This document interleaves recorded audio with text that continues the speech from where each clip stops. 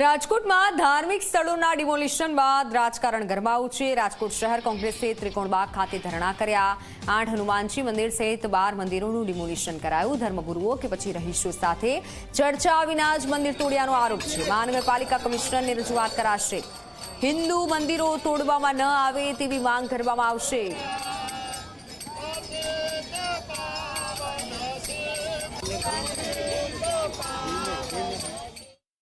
રાજકોટમાં ધાર્મિક સ્થળ રાજકોટ મહાનગરપાલિકા દ્વારા દોરવામાં આવ્યા અને હવે કોંગ્રેસ દ્વારા વિરોધ કરવામાં આવ્યો।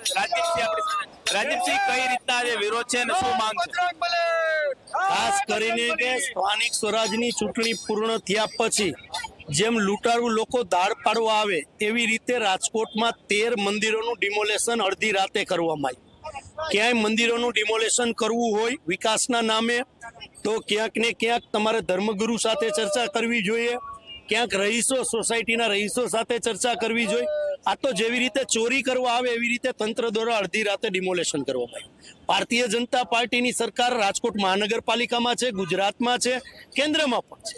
ક્યાંક ને ક્યાંક લોકપ્રતિનિધિ તરીકે રાજકોટની જનતાએ હમણાં સ્થાનિક સ્વરાજની ચૂંટણી પૂર્ણ થઈ અને એની અંદર લોકોએ પોતાના મતાધિકારનો ઉપયોગ કરીને લોકોને ચૂંટીને મોકલા અલગ અલગ પાર્ટીઓના। એવી રીતે ધારાસભ્યો પણ ચૂંટીને મોકલા છે, સંસદ સભ્યોને પણ ચૂંટીને। તો આપના માધ્યમથી હું રાજકોટની જનતાને બે હાથ જોડીને વિનંતી અને અપીલ કરવા માંગુ છું કે આપણા જે લોકપ્રતિનિધિઓ છે એમને પણ ફોન કરીને પૂછો કે આપણા મંદિરો અડધી રાતે કઈ રીતે પાડે છે, કારણ કે એ પૂછવાનો આપણી જવાબદારી છે। લોકશાહીની અંદર બંધારણે આપણને જવાબદારી આપી છે, તો કેમ એ લોકો ભૂગર્ભમાં ઉતરી ગયા છે? Ward number 8, ward number 12, ward number 11, ward number 9 આ બધા વોર્ડોમાં મંદિરોમાં ડિમોલેશન થયા તો અહીંયા ચૂંટાયેલા પ્રતિનિધિઓ કેમ ભૂગર્ભમાં કરી ગયા છે?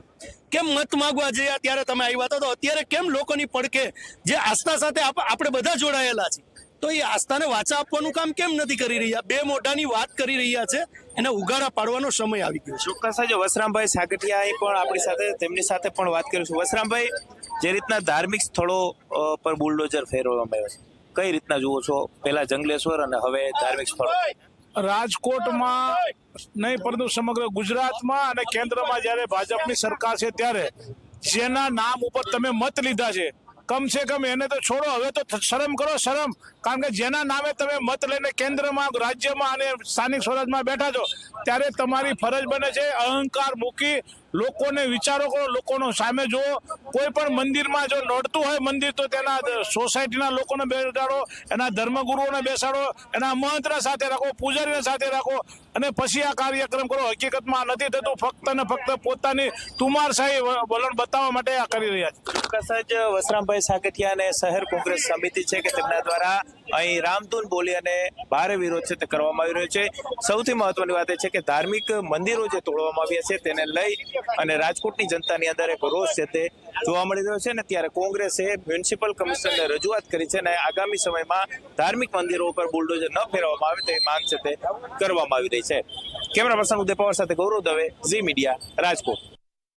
રાજકોટ મહાનગરપાલિકા દ્વારા ગુરુવારની રાત્રે જે રીતના ધાર્મિક સ્થળો પર બુલડોઝર છે તે ફેરવવામાં આવ્યું છે તેને લઈને હવે વિરોધ છે તે જોવા મળી રહ્યો છે। રાજકોટ શહેર કોંગ્રેસ દ્વારા ત્રિકોણબાગ ખાતે ધરણાનો કાર્યક્રમ છે તે કરવામાં આવ્યો છે અને જે રીતના રાજકોટ મહાનગરપાલિકા દ્વારા શહેરમાં જે રીતના 8 જેટલા જે હનુમાનજીના મંદિર સહિત કુલ 12 જેટલા મંદિરોનું જે ડિમોલેશન કરવામાં આવ્યું ને તેને કારણે જે રીતના શહેરની અંદર એક જે આસ્થા છે તે લોકોની જોડાયેલી છે હનુમાનજી સાથે, હનુમાનજીના મંદિર તોડવામાં આવ્યા તેને કારણે હવે ક્યાંક વિરોધનો સૂર છે તે અત્યારે જોવા મળી રહ્યો છે। રાજકોટ શહેર કોંગ્રેસ દ્વારા ત્રિકોણબાગ ખાતે હનુમાનજીના જે પોસ્ટરો સાથે અને જે રીતના મંદિરના ઓટલા તૂટ્યા હશે તો પણ ભક્તિનો વિશ્વાસનો કિલ્લો છે તે આજે પણ અડીખમ છે તે આ પ્રકારના પોસ્ટરો સાથે વિરોધ છે તે કરવામાં આવ્યો છે। જે રીતના રાજકોટ શહેર કોંગ્રેસના જે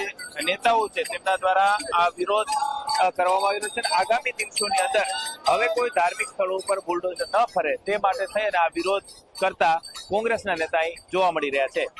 કેમેરા પર્સન ઉદય પવાર સાથે ગૌરવ દવે, ઝી મીડિયા, રાજકોટ।